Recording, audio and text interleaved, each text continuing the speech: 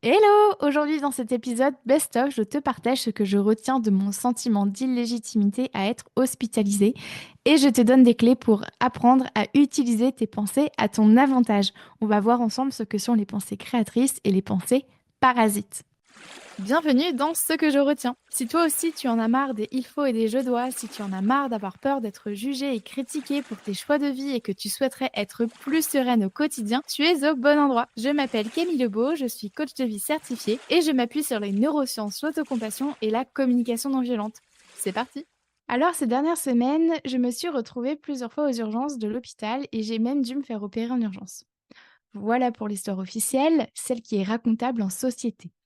Voici maintenant l'histoire officieuse, celle dont on ne parle jamais parce que ça fait pitié, chochotte, ça fout la honte. Bref, parce qu'on pense qu'on est seul à traverser ça. Et donc, un mardi de juillet, je me tords de douleur et je doute que ce soit le bon moment pour aller aux urgences. Même si je reconnais la douleur, car je l'ai déjà eue dans le passé et qu'elle m'avait fait aller aux urgences, là, ce que je me dis, c'est ce n'est pas raisonnable d'aller à l'hôpital, il y a pire que moi, non mais ai-je vraiment mal?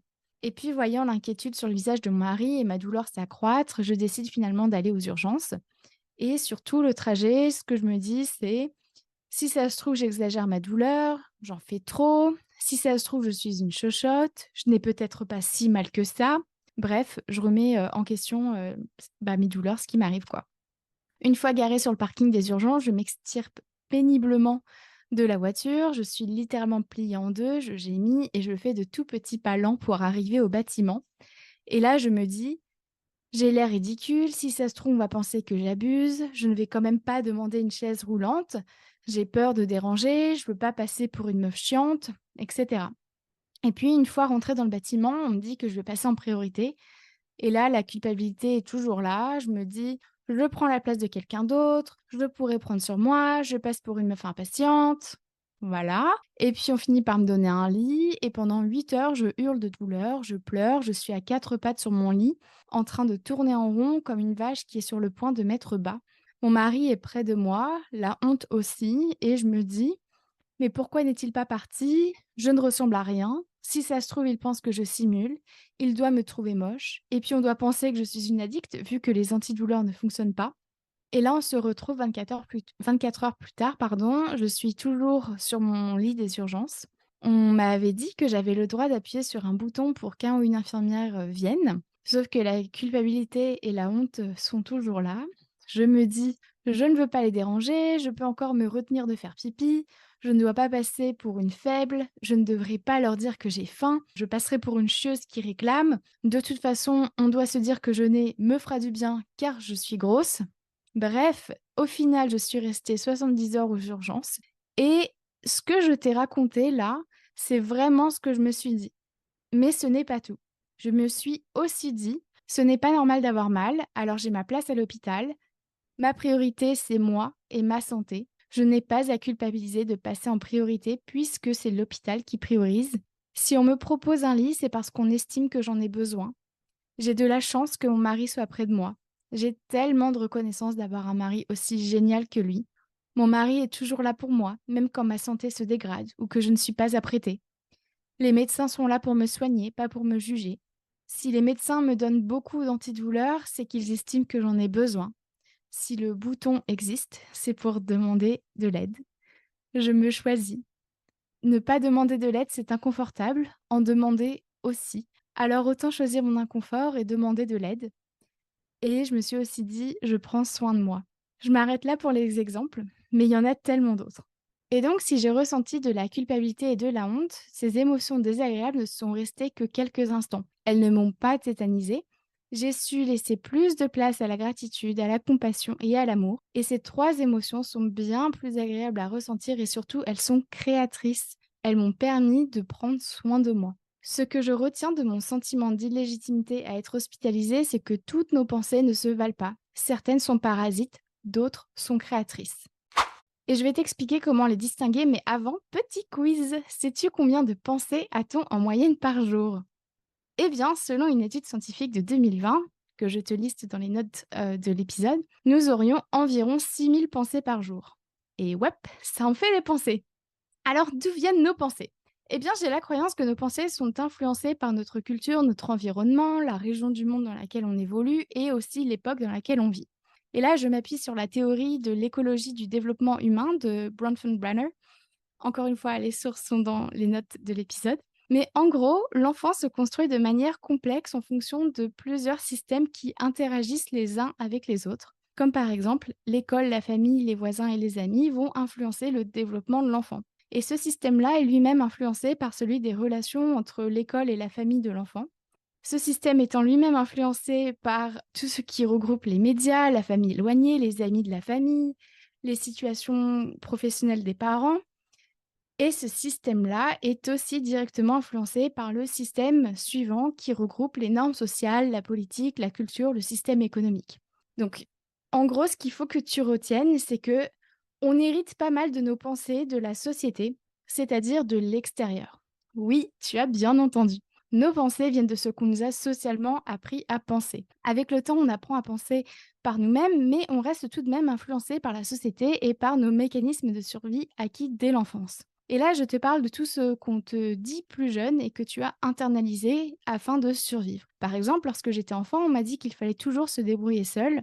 J'ai donc commencé à penser que demander de l'aide, c'était mal, que ça voulait dire que j'étais faible.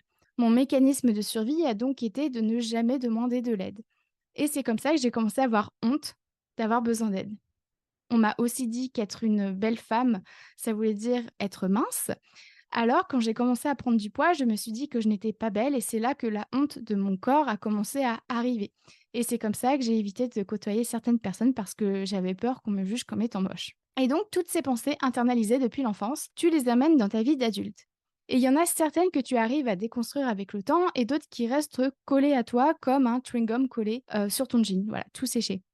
Et avec le temps, finalement, tu ne te rends même plus compte que le chewing-gum est là, puisqu'il fait partie du jean. Eh bien, c'est la même chose pour tes pensées. Certaines pensées nous reviennent automatiquement, même si elles nous font mal. Elles sont tellement fréquentes qu'on les croit vraies, et c'est ce qu'on appelle l'effet de vérité illusoire.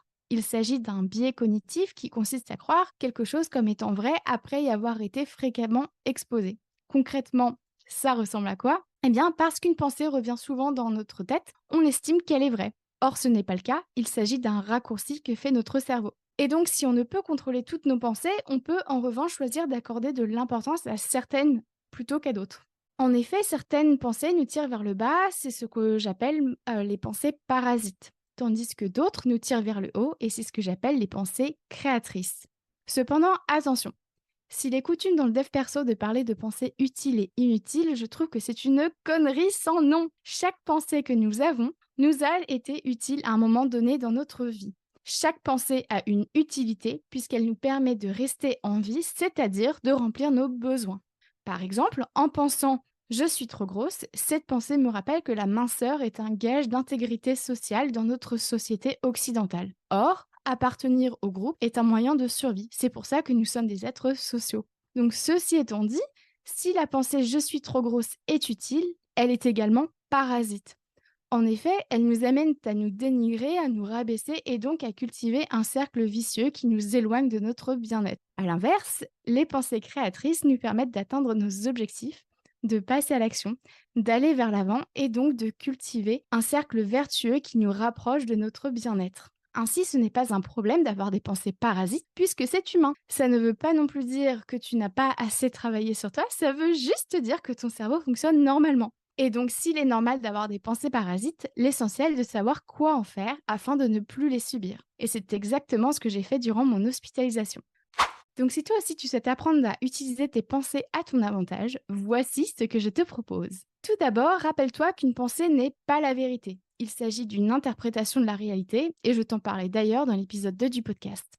Ensuite, sache que tu n'es pas tes pensées. Je t'invite donc à défusionner de ta pensée afin de prendre de la distance avec la pensée qui te vient. Par exemple, en te disant je suis en train de penser que, ou bien mon cerveau me dit que.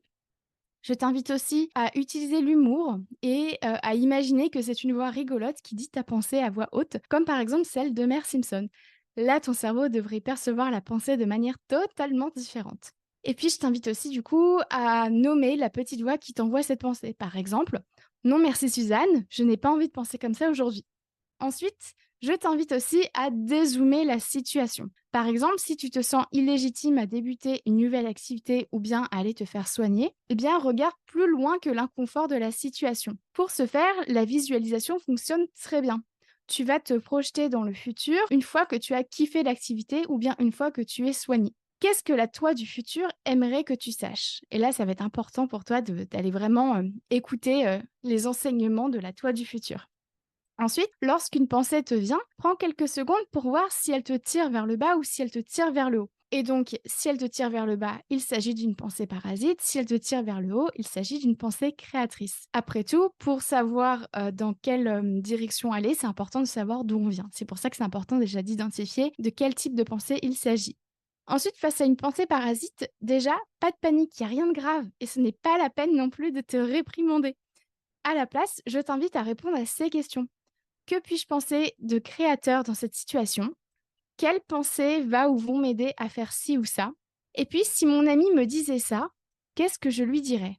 Et puis, bien entendu, pour t'aider à transformer une pensée parasite en pensée créatrice, je t'invite à identifier le besoin qui se cache derrière ta pensée parasite. Par exemple, si avant de prendre la parole en public, que ce soit dans le pro ou dans le perso, tu te dis je vais avoir l'air ridicule, potentiellement, les besoins qui se cachent derrière cette pensée sont les besoins de réassurance, d'être aimé, de confiance, d'appartenance, d'être incluse, de soutien. Et donc, en partant du besoin, il sera plus facile pour toi de trouver une pensée créatrice. Par exemple, j'ai besoin de me sentir rassurée, alors je choisis de penser que j'ai bien travaillé mon sujet. Ou bien, j'ai besoin de me sentir aimée, alors je choisis de penser que je suis là pour moi quoi qu'il se passe. Ou encore, mes proches m'aiment tel que je suis. Je t'invite aussi à préparer en amont les événements durant lesquels tu sais que tu as tendance à avoir des pensées parasites, comme par exemple avant une sortie en famille, ou bien un entretien, ou une prise de parole en public.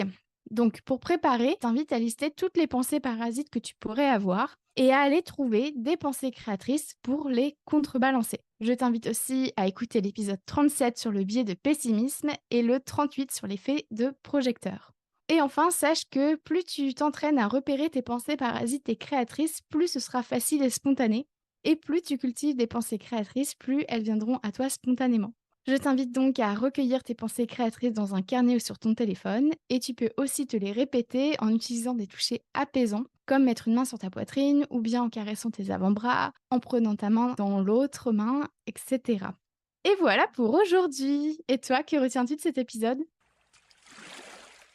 Merci à toi d'avoir écouté cet épisode jusqu'au bout. Bien entendu, j'ai conscience que ce n'est pas évident de s'auto-coacher car l'introspection est une compétence qui s'acquiert. Si tu vas aller plus loin et vivre ta vie pleinement sans subir tes il faut et tes je dois, ainsi que les injonctions sociales, alors mon programme de coaching Nouveau Départ est fait pour toi. Réserve dès aujourd'hui ton appel découverte offert. On verra ensemble comment je peux t'aider à te créer une vie sur mesure, une vie plus épanouissante et plus enrichissante. Je te laisse mon agenda dans les notes de cet épisode. Pour consulter mes sources ou lire cet épisode, sa retranscription est disponible dans les notes du podcast. Si tu souhaites en savoir plus sur mon travail ou t'abonner à ma newsletter L'Instant Détente Hebdo, direction mon site internet www.lacoachcamille.com et tu peux aussi me rejoindre sur ma page Instagram. Tous les liens sont dans les notes de cet épisode et prends soin de toi.